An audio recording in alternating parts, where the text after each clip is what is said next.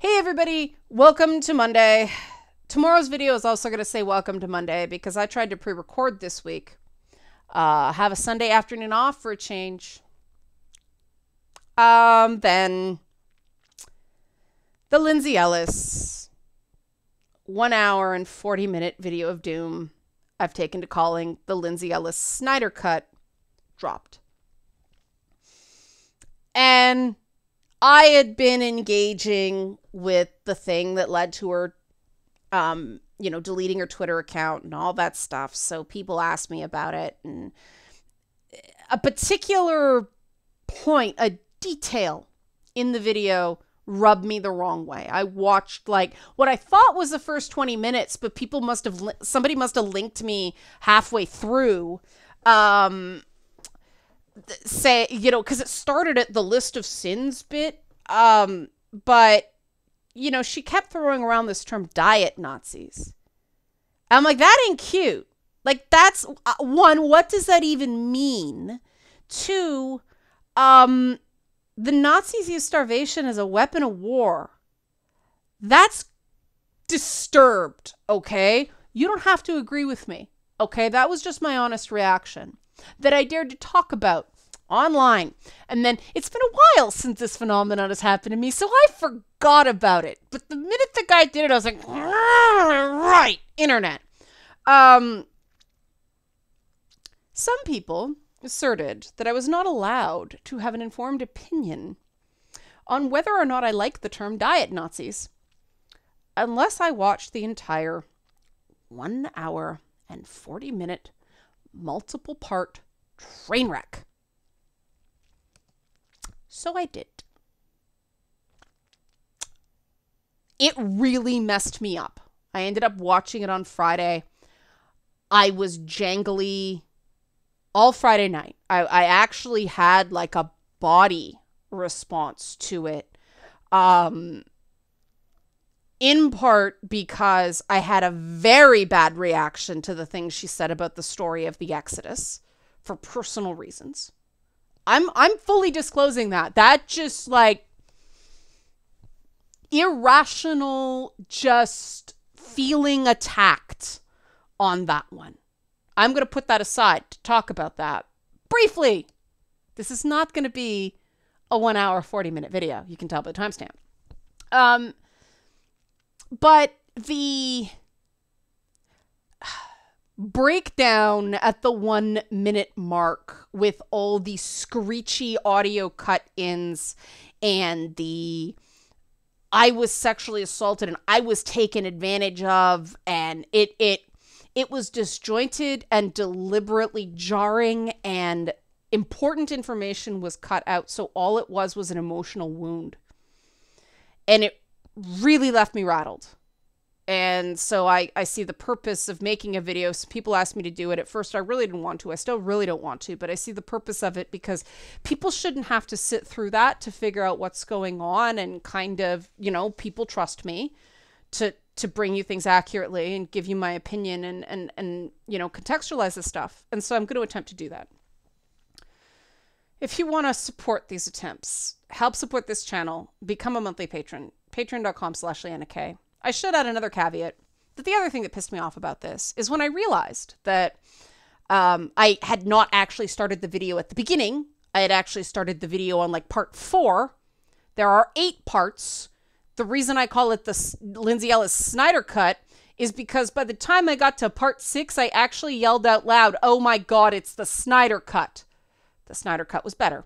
And she actually takes cracks at Zack Snyder in the video again. But it was like, there is a 27 minutes of video and 4 parts before I got to the part I'd actually seen. None of it is actually all that essential, right? None of it has anything to do with the original tweet that started the whole thing and led to her deleting her account. But it's good to start at the original tweet, because the original tweet is actually a good primer.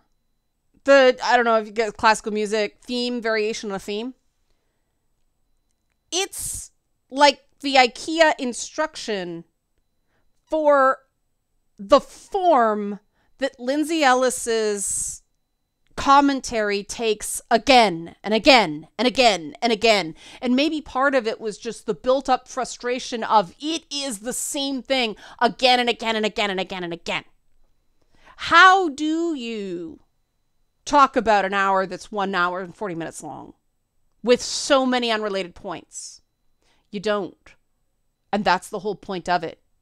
This is something called a Gish Gallop. What's a Gish Gallop?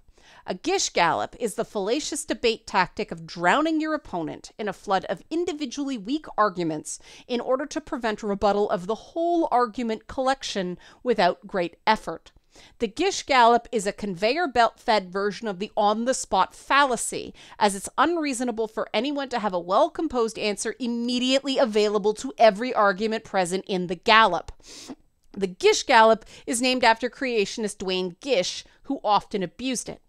Although it takes a trivial amount of effort on the galloper's part to make each individual point before skipping on to the next, especially if they cite from a pre-concocted list of gallop arguments, a refutation of the same gallop may take much longer and require significantly more effort, per the basic principle that it's always easier to make a mess than to clean it back up again. Basically, you fling out so many points that you overwhelm other people. There's no way to possibly go point by point because there's just too many of them. A point-by-point analysis of that 1 hour and 40-minute video would probably take about 8. And nobody's going to do that. Even fewer people are going to watch that, right? It's just too long. It doesn't have Superman, Batman, Wonder Woman, The Flash, and Aquaman in it, right? Like, I barely made it through the actual Snyder Cut. This, God, I needed breaks. But this is especially true in that the galloper need only win a single one out of all his component arguments in order to be able to cast doubt on the entire refutation attempt. For this reason, the refuter must achieve a 100% success ratio with all the yawn-inducing elaboration that goes with such precision. Thus, Gish galloping is frequently employed with particular devastating results in time debates. The same is true for any time or character-limited debate medium, including Twitter and newspaper editorials. So basically, applying this to the Lindsay Ellis thing, if she can make you feel bad for her or make you feel like she's right on one point, then she wins. She beats her detractors. Everybody says, just leave her alone. Just leave her alone. She's been through enough. Without looking at whether the individual things that people are mad at her for have some merit. She even goes so far to sort of mock the idea of legitimate criticism and then go, oh no, I'm not talking about the people who are legitimate critics. But sometimes it's very hard to determine legitimate criticism from a troll at first glance on the internet, right? That's why it's got to be about how solid the argument is, not how many people are yelling at you, right? But Lindsay Ellis apparently has racked up quite a few of these over the years that she sets up in like it's textbook, man. Like it is a pre-concocted list of one thing after another after another. She actually takes a shot and rings a bell between each one. And there are like 12 of them. Like, it's impossible. And in order to refute them all, you need to have seen like that weird Harriet Tubman superpowers movie and Twilight and The Prince of Egypt and Zack Snyder movies. Yes, she actually goes after Zack Snyder about the death of his kid. And she's like, I hear he's a very nice guy, and yet she's still kind of a jerk about it. Like, his kid's dead, man. Let it go. Let it go. And then there's like stuff about Mara Wilson, and like I don't remember all of them. A bunch of her Channel Awesome comedy sketch date. It's just a bombardment. But there is a way to succinctly refute a Gish Gallop. And that's what I'm going to attempt to do here. Because the general thesis, even though there is really not one stated, it's a video essay without really going, this is what my thesis is, this is what I'm going to prove. What people seem to take away from is cancel culture is bad and it can come from any one of us. And she actually, I'm not, I'm down on cancel culture. I've talked about it before. She actually persuaded me that I was wrong, that I've been thinking about this whole cancel culture thing the wrong way. Interesting, but I'll get to that. But the way you refute this idea, oh, poor Lindsay Ellis, she's making good points. She's right about cancel culture, all this stuff. She doesn't deserve this. This is a big overreaction. It's not fair. That is impossible to defeat using traditional rhetorical logic, using formal logic, okay? Because it's an hour and 40 minutes long. But upon closer inspection of a Gish Gallop, which is what this is, many of this allegedly standalone component arguments may turn out to be nothing but thinly veiled repetitions or single rephrasings of the same basic points, which only makes the list taller, not more correct, hence proof by verbosity. The essential flaw in the Gallop means that a skilled rebuttal of one component argument may in fact be a rebuttal to many. And I think that actually works in terms of the initial tweets that led to Lindsay Ellis defeating her Twitter account, and then the Gish Gallop Lindsay Ellis Snyder cut video. We'll start with the original tweets, which basically are the same form of all of her sorry, not sorry sin list things in the video.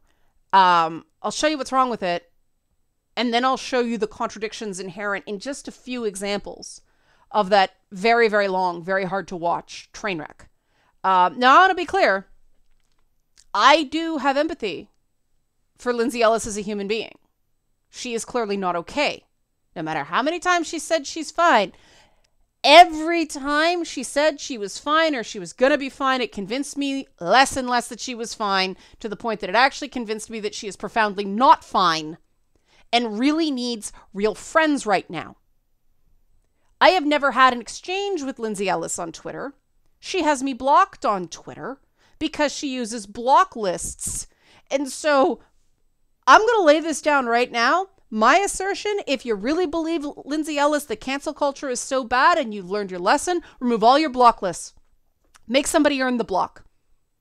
Because if you're going to decry cancel culture and still be a part of it, I'm not going to take you very seriously, even though you've clearly been through a bad time.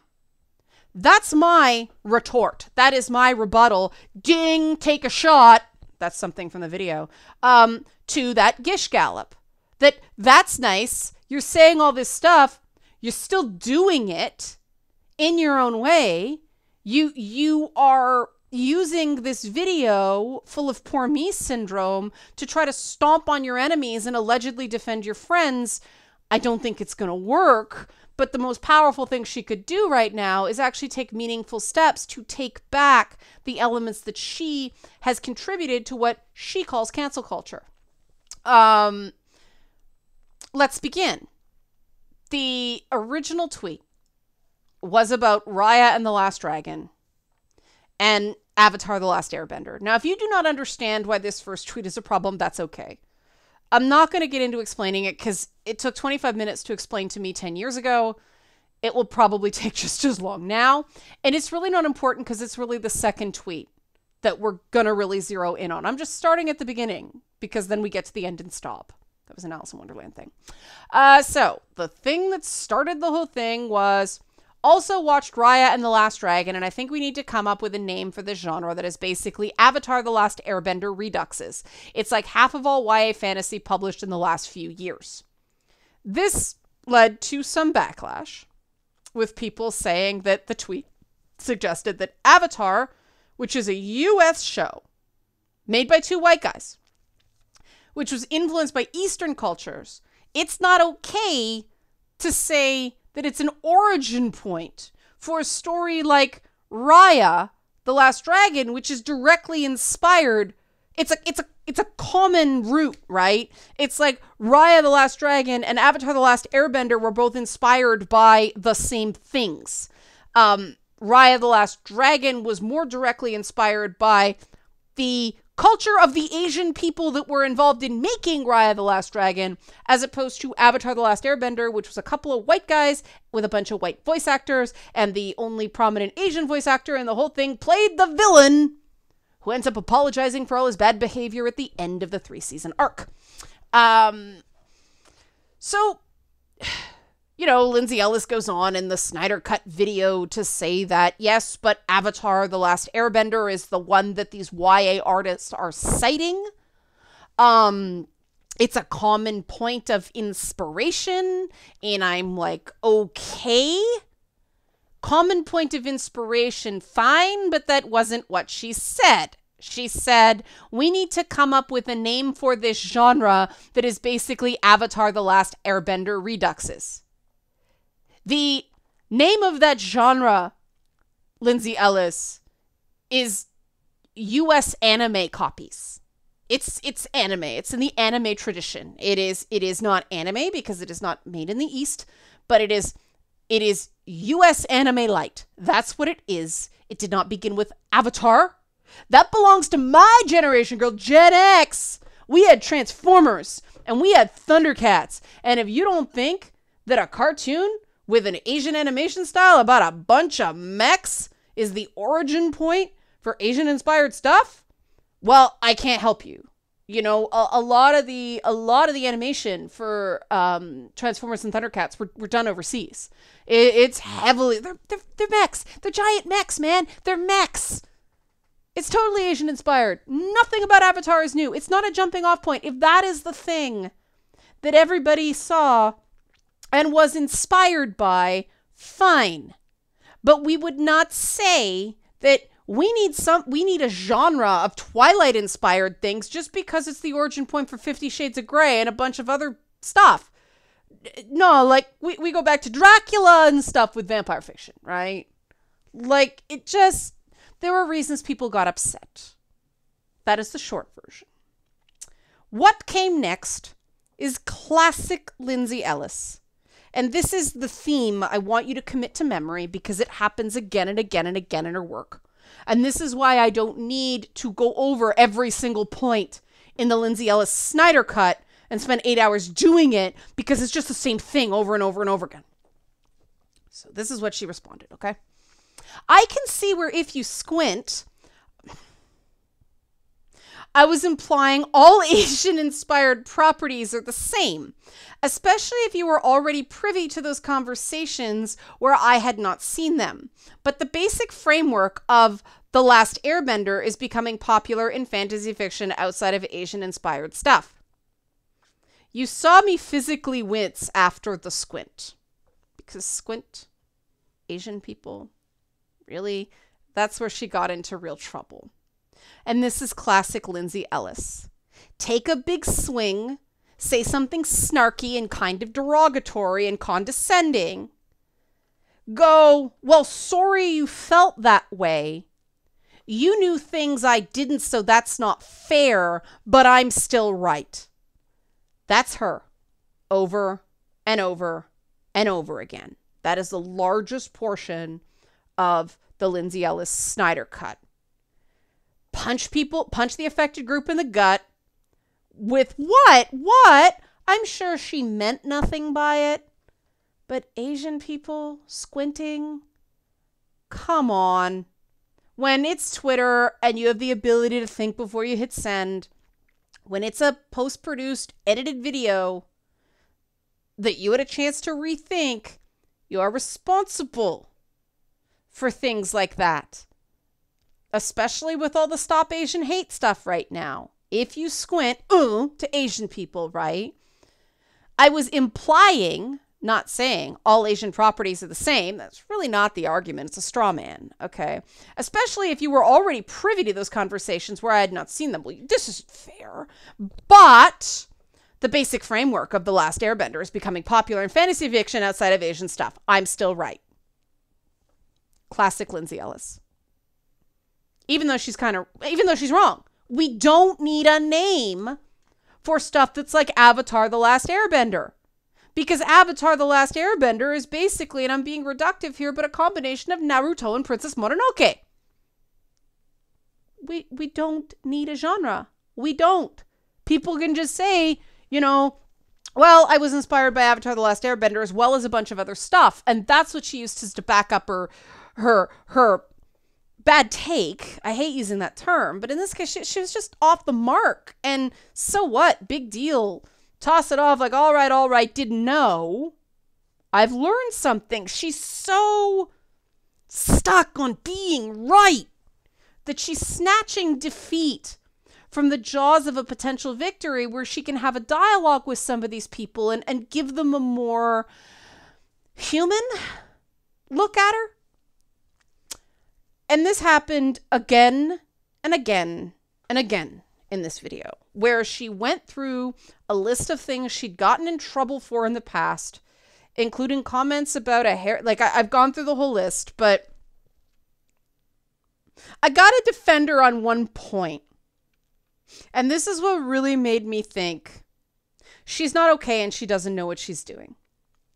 There were two types of complaints in the Lindsay Ellis Snyder cut. One was criticisms of comedy sketches she'd done as part of Channel Awesome as far back as like 2005. They're comedy sketches. They're not her. They were characters she's playing. Every comedian has instances where you come up with a concept, you think it's going to be really funny, everybody else involved thinks it's going to be really funny. It just doesn't come together. It's not funny. It didn't work the way you thought it would. It happens to everybody.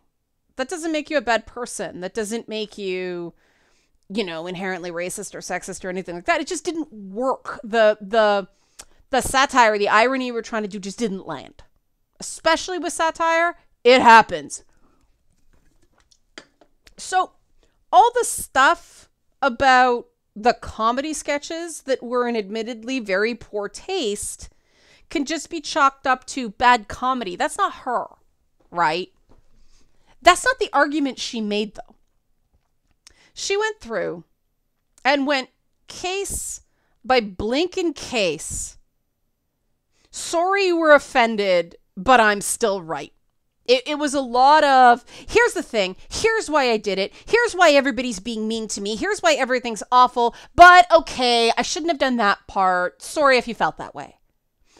I'm paraphrasing, I am exaggerating for effect, but there is an element in all of these things. And the rock bottom point on these was when two closely packed Gish, Gallop, Gish, Gallop, Gish, Gallop defenses of things she'd done were in total opposition. She argued one side of a premise on one and then turned around and argued another on the other side. So this one admittedly terrible video they did that was supposed to be a Charlie's Angels parody, and one girl's in like a Power Girl outfit and she's wearing, she says it's a hijab, okay, but she's got pigtails sticking out of it. Now, the comedy problem there is there's too many details. Okay, if a woman is wearing a hijab because she says feminism has failed, so I'm going the other way, okay. That's easy to understand, but why the pigtails? Because that's a distraction, right? Because the whole idea of the hijab is it's supposed to cover your hair. If it's not covering your hair, it defeats the purpose of hijab. If she was trying to say, this is a stupid edgelord who is jumping off the feminist train and now jumping onto the, okay, I wouldn't want to thread that needle, but I could see that maybe what she was going for. But when you do that with somebody's religious practice, prepare to take some heat. That's what I do when I take a big swing. I know some people are not going to get it. Trust me. But she didn't do that. She said, my Muslim neighbor who wears a hijab, who never saw the video and I really don't know very well, said it was okay. And I'm going to take her word for it. You can argue there's some validity to, I know this person, I don't know random people on the internet, I'm going to weigh her opinion more. However, she then goes on to talk about getting into trouble regarding Twilight. And this is a shining example. I could say every reason she's wrong about many of the assertions about Native American people and Twilight, and why so many of the things she said were patently offensive here, but I'm not, because that's falling prey to the Gish Gallop. I'm going to take the essence of her argument there, when actual Indigenous people told her that there was a problem with the depiction of Indigenous people in Twilight, by saying the minority experience, minority opinion is not a monolith. That's true. But it's the exact opposite justification that she gave for the hijab and pigtails thing. You can't have it both ways. And this is the problem with the Lindsay Ellis Snyder cut. It just keeps contradicting itself. And within that are a bunch of, half-truths, outright lies, red herrings, and straw men, right? She never actually goes just no debate, nothing, no holds barred, I was wrong. It's always, I can see why people were upset after she's just given a lengthy explanation about why she felt that way and why she's still right. There's a thing in politics of if you're explaining, you're losing. But it gets really ridiculous when she tries to justify her really out there comments about the movie Prince of Egypt, saying, I'll read it to give you some sense. Every time I meant... I'm just filled with a lot of hate right now is all. Wonder on average how many followers you lose when you diss the Prince of Egypt on Twitter. Every time I mention Prince of Egypt, my mentions get flooded with people telling me the mass slaughter of children is sometimes justified. Whoa! It was, first of all, it was a plague. It wasn't, anyway. But she goes on at length defending her view that the Prince of Egypt, the 10th plague, the death of the firstborn, is good guys do mass slaughter. That's an exact quote. That's wrong. The good guys in that movie are Moses, Miriam, and Zipporah, and none of them are involved. This really bothered me. I could go on at length about why that, we didn't even see the same movie there. Moses is so destroyed by that whole thing that he's not actually the one that leads everybody out. That's Miriam and Zipporah doing all the singing, right? They're the ones. 2 women did it. Moses is wrecked after that. And that is actually a part taken right from the Passover Seder. It is a sacred part of telling the story of the Exodus, that we are not to feel good about what happened to the Egyptians. We are not to celebrate it. We are not to think it was a good thing. The Jewish people that took issue with Lindsay Ellis there were not saying that the mass slaughter of children is sometimes justified. We are prohibited from doing that by our religion. It's right there. And if she bothered to stick her head outside her own angry at Catholic school bubbles, she might know that. The same way she might know why hair plus hijab is a problem, and why, Indigenous people who are also werewolves is a bit of a problem, or a lot of a problem, depending.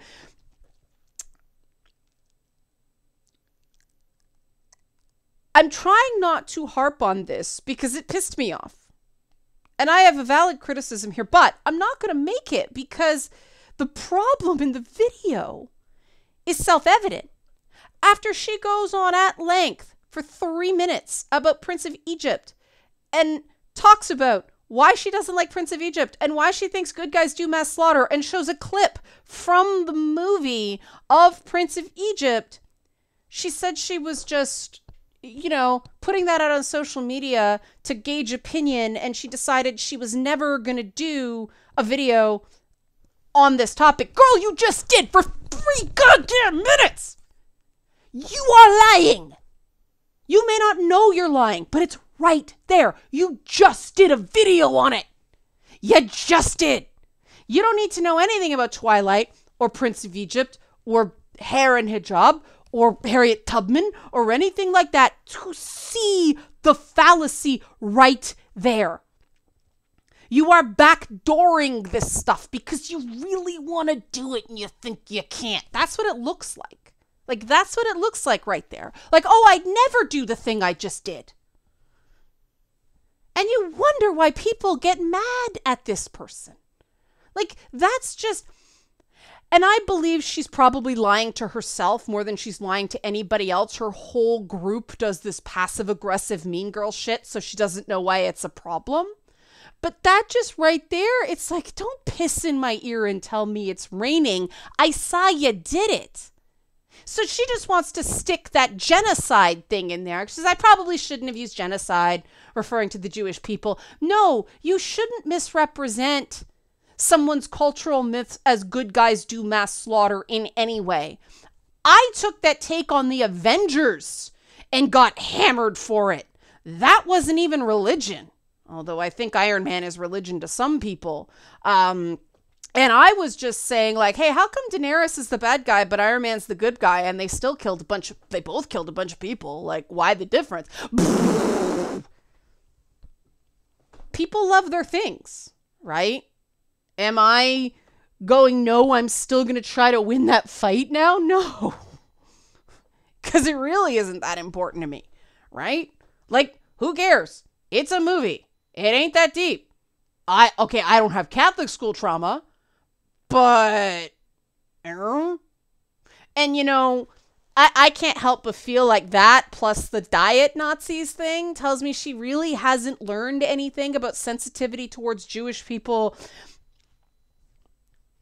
or people of like different races. Like, she's just not learning. It's the same thing over and over again. Like, punch you in the gut, genocide, squinting, hair and hijab, punch you in the gut. Okay, I guess I can kind of see why you got upset. Sorry you got upset, but I'm still right. Over and over and over again. And here's my theory about why she doesn't think that's wrong. And here's the thing I think that gets lost when we get into identity politics discussions. She takes a lot of like, oh, here's a white woman, this, that, the next thing. But that's a red herring the same way the idea of cancel culture is a red herring. What it is we don't need a new term for it. It's a solipsism. Lindsay Ellis lives a solipsistic existence. And you see it when she talks about with certainty that, you know, the problems with the depiction of Indigenous Americans in Twilight, no one was talking about it. It wasn't a thing. Well, I know that's not true because I was talking about it at the time. I was actually doing a paper at history conferences on Mormon cosmology and the Twilight Saga. Not the Mormon cosmology part. That was fascinating, but I had to read the Twilight Saga. You know, part of my talk was the fact that she's shoehorning the article of the Mormon faith that says that the Jews, the tribe of Israel, will found itself in the new world. That's, you know, that's when the second coming's coming. And so she takes the tribe, Native Americans, and gives them all Jacob, Rachel, Leah. These are the names of Jewish patriarchs and matriarchs. Yep. So I actually talked about it. You know, it's not kind of great to treat two people as interchangeable. It's fungibility. It's a marker of objectification. So I was talking about it back then, but these arguments don't penetrate, right? Same as the hijab stuff. Same as the Asian sensitivity stuff. Same as. Gish, Gallop, Gish, Gallop, Gish, Gallop. It's the same problem over and over and over again. Because Lindsay Ellis lives in solipsism. A solipsism is a philosophical issue that basically, I am the only mind which exists. Put another way, my mental states are the only mental states, right? In principle, existence for people like Lindsay Ellis means her existence and that of her mental states. Existence is everything that she experiences. So physical objects, other people, events and processes, anything from her point of view. If she coexists with something, it's real because it's a content of her consciousness. So for the solipsist, it is not merely the case that she believes that her thoughts, experiences, and emotions are, as a matter of contingent fact, the only thoughts, experiences, and emotions. Rather, the solipsist can attach no meaning to the supposition that there could be thoughts, experiences, and emotions other than her own. So the true solipsist understands the word pain to mean her pain. And she can't conceive that the word could be implied in any other sense other than this exclusively egocentric one. Therefore, terms like diet Nazis aren't going to mean something to another person. I'm sure if you squint, can't possibly be interpreted in any other way.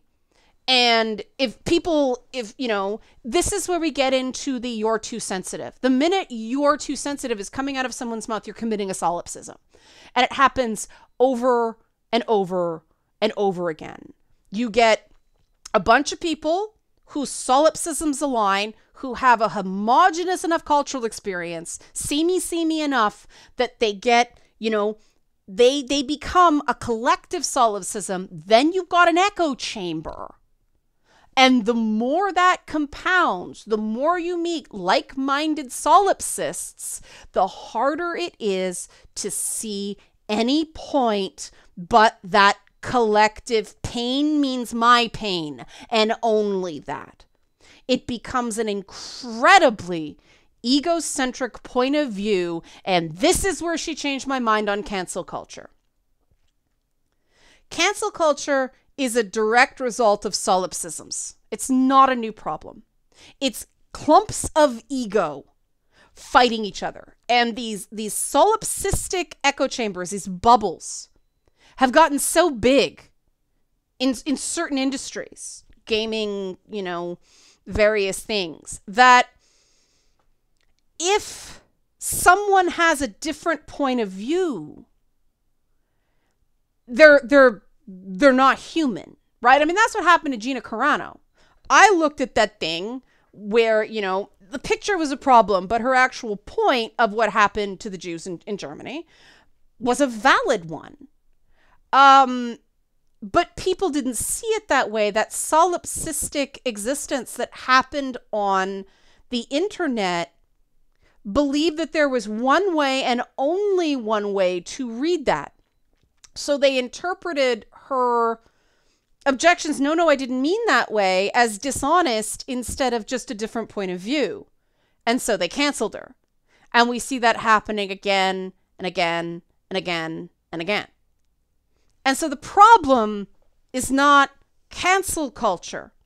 It's the solipsisms, the block lists, the echo chambers, the hive minds, the subreddits that don't allow dissent. It's that underlying the symptom of cancel culture that is the real problem. Diversity of thoughts become a dirty word. But in progressive circles, people should be able to say, squint, Asian, really? Maybe rethink diet Nazis. And make it so that it's not that somebody's a terrible person, you must be racist. That's another solipsism, right? Like I already said, I don't think Lindsay Ellis meant anything by it. She's just really up her own ass. Like, she's clearly got a very homogenous social circle where she has one Muslim neighbor and that's it. And, she refers to her black friend in another thing. And then apparently she knows no Asians at all because she couldn't refer to somebody to save herself out of Raya the Last Dragon and Avatar the Last Airbender, right? Pretty homogenous existence when she cites her friends that she wants people to leave alone. They're all women. They're all white. ContraPoints is trans, but still, they're all women. They're all white. And then she pulls well, I guess I was mean to Zack Snyder. Well, I guess I was mean to Movie Bob, but I still hate Zack Snyder's movies. They're bad. And Movie Bob's still a creep. Like, what? This is high school. And that's the problem when you live a solipsistic existence. You never actually emotionally get out of high school. Like, the reason Lindsay Ellis has me blocked is because she uses block lists. How did I get put on that block list? By committing the unpardonable sin of talking to people with whom I disagreed, because at the time it was my job. I was writing about Gamergate for a video game website. Therefore, I had to talk to people who were pro Gamergate and accurately report their views. So I violated the solipsism. I trespassed. My mental state was not the only one that I saw as valid, that I saw as real. I got out of an exclusively egocentric mindset and I got canceled. And it wasn't just the block list. It was bad. I'm still persona non grata in a lot of spaces because I did my job. And that's the problem with acting out of ego. You don't realize when some things you're doing are kind of shitty and counterproductive. Like, what influence is Gina Carano gonna get other than guys like Ben Shapiro now? Like, hopefully she stays friends with Pedro Pascal, right? Hopefully, fingers crossed. But this is the problem with solipsism. You end up shooting yourself in the foot. And this is what Lindsay Ellis has done again and again and again and again. And instead of going, yeah, I was really stupid about the autism comment. And yeah, that was an awful thing to say about Prince of Egypt because it's a cartoon. And yeah, I was really shitty to Mara Wilson, and I have thought about it, and I do know why I did it, and you know, that should have been cleaned up a long fucking time ago, that bit. I didn't get into that. You're like, what? Apparently she was the one that by gatekeep Mara Wilson. What? Yeah, I know, no time to get into it. But instead of any one thing being that was just a complete screw up on my part, the solipsism happens, the ego comes into it. Her pain is the only pain that is real, and Mara Wilson's pain is only valid as an extension of Lindsay Ellis's pain. And so the more she talks, the more Mara Wilson kind of fades away, even though it's really Mara Wilson's story that Lindsay Ellis was the villain of. More and more, it becomes about Lindsay Ellis and why Lindsay Ellis did it. And oh, Mara Wilson was so backstabby to like that tweet, not just come out and say it. She didn't say that, but that's the picture I got. Solipsism. Pain is my pain. Struggle is my struggle. There are no others. I cannot conceive of anything that is not an extension of myself. All extremes do this. All overly homogenous cultures do this. And it is so scary to pull down the solipsism and humble to the point that pain just means pain. It's not my pain. It's pain. It's another person's pain, right? It's not about me at this moment, right? That is difficult, especially for a traumatized person, which I know I'll take Lindsay Ellis at her word that she had some terrible things happen to her, but she's got to confront that. I did, right? That's why I said, Lindsay Ellis was like me, long, long ago, galaxy far, far away. But you learn so much more, right? Like, do I terribly care about Avatar: The Last Airbender one way or another? No, but I can sympathize with the people that care very much about that, because that storytelling tradition is theirs.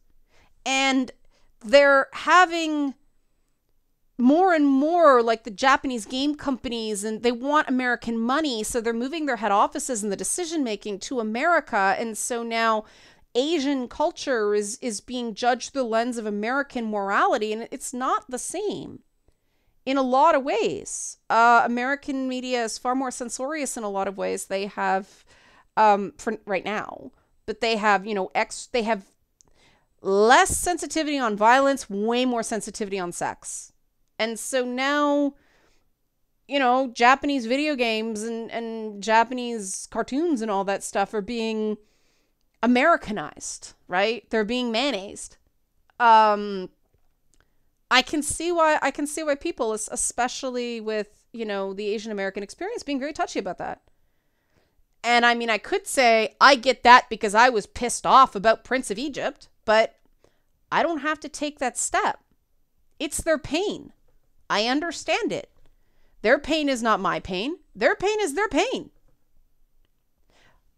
I don't get to approve it. I don't have to agree with it. And I will work for it to make sense to me, but I do not need it to make sense to me. Making sense of it is to make me better, not to act as some sort of jury panel about whether that person is being too sensitive. That's not right. And the only way everybody gets a turn is if everybody stops hogging the damn ball. And that's the problem with solipsisms. If you look at every single cancellation out there, there is one solipsism or another. I mean, look at the Sharon Osbourne thing. It sounds like that was sort of reversed, that she was so up her own ass that eventually she just made too many enemies. Her asshole to awesome ratio went into negative territory, and that was it for Sharon Osbourne on The View. And then she went on Bill Maher, and it was just an entire episode of solipsism. That, you know, that bubble. And the nice thing about learning the concept of solipsisms is you don't have to use the identity politics. You don't have to talk about whiteness, because whiteness is a solipsism. The concept of whiteness is a particular solipsism of a particular type of people. Most cultures got them. Minority cultures less so, because they have to code into the dominant culture. But if you're the dominant culture, you got some solipsism going on. And we can call it that and use that term. And we don't have to get into fights about the term whiteness and whether that means all white people. Let's call it what it is. It's a solipsism. Cancel culture, the end result of certain solipsisms with unpredictable results, right? The problems with policing. Cops have just, you know, that blue wall, nothing gets through it. Stuff's got to change. It should have changed a long time ago.